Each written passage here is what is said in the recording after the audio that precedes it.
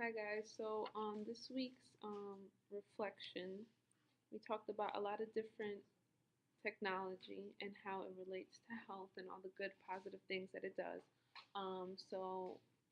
One of the main focuses for this week was how we can shred weight or lose, like, fight obesity with all the new technology that's going on.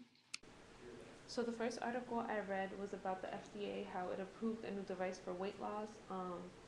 They're looking for new ways to combat obesity and try to help people lose weight in healthier ways.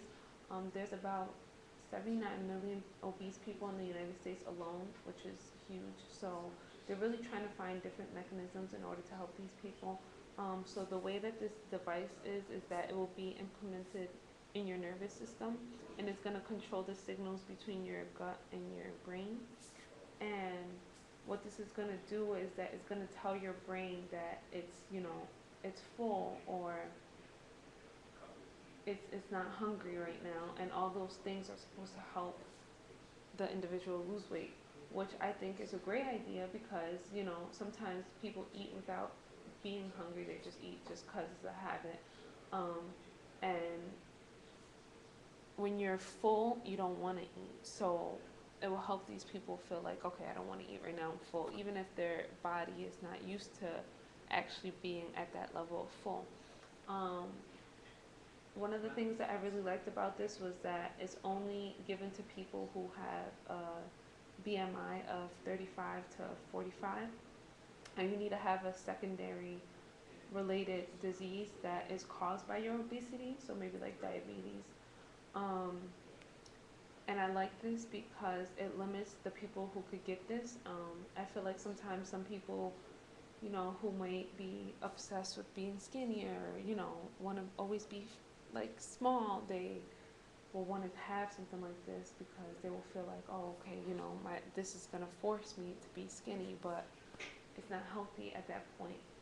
So I think this is a great limitation and restriction that the FDA put in place. So the next article I looked into was an article that talked about scientists who did different types of research on wearable gadgets. So for example, like Fitbits and stuff like that. So they did these experiments, and what they did was that they had participants do a variety of activities, and they had 7 different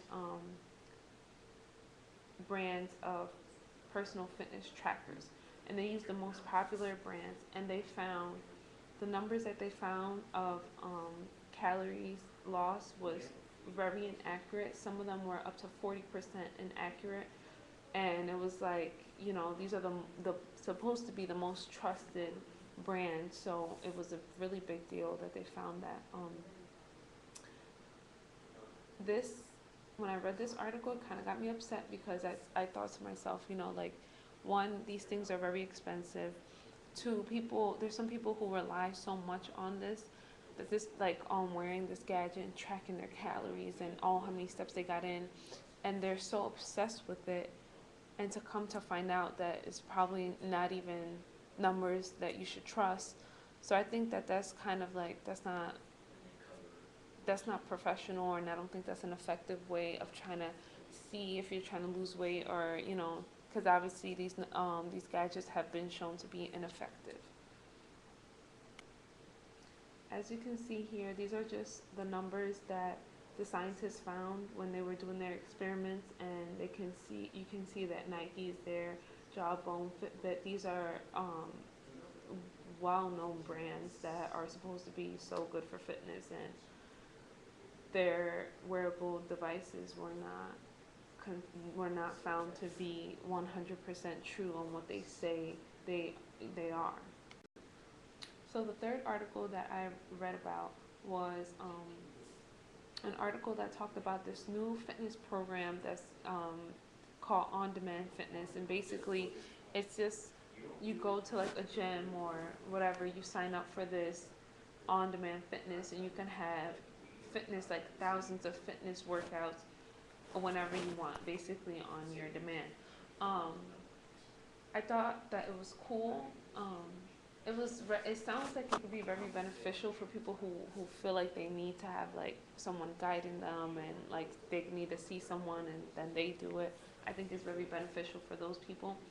I personally think that this program is not unique because I remember when I was a little kid, I would want to go to the gym, but I was too young to go to the gym, so I would have exercise on demand on my television, and that's the exercise I would do. I would do it at home. I would I had my favorite people who I would go to, and I knew everything already because I was so used to having that program. It was very well developed and it was easy to use. I was a child using it. They had kids ones, they had for other things like aerobics or whatever, strength and conditioning, all on TV for free. So I think it's kind of like I don't see the what is so unique about this program, but some people may like it. I just think personally not for me, and I don't think that this is going to be a big competition for personal trainers because what an on-demand program gives you is very different from what a personal trainer gives you. A personal trainer can help make things more personalized for you, as in a program like the on-demand fitness, it's more general. So it's like, okay, everyone in this class, we're going to do this. And it's not really unique to your goals and your fitness level and all those things.